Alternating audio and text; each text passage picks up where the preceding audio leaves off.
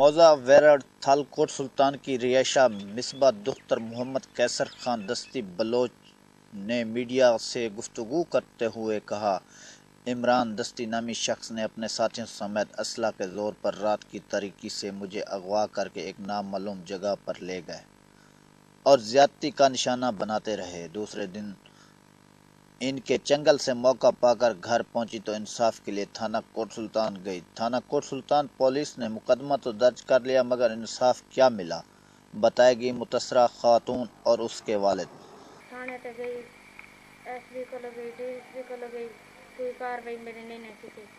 میرے مجرم کو نہیں پڑا، میرا مجرم نہ پڑا تو میں تھانے سے خودکشی کر رہا ہوں۔ میں کیسر عباس ہے، تو منیا لائے تو سلطان تھانے گئے، میرے نال زیادتی چاہیے، میری گل نہیں سن دے پولیس والے، مہینہ تھی میرے نال انصاف کو نہیں کیا، انصاف نہ کیا تو میں آپ کو بحال آ گئے سب تھانے دے اگوں۔ متعلقہ تفتیشی افسر سے رابطہ کیا تو سب انسپکٹر اقبال نے کہا کہ ملزم عمران ہائی کورٹ ملتان سے عبوری ضمانت کرائی ہوئی ہے جس کی آئندہ تاریخ پیشی 13 مارچ کو ہے۔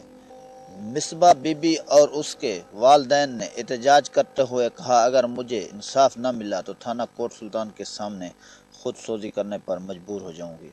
کیمرہ ٹیم کے ہمراہ ملک فیض بھلر، پاک نیوز لیا۔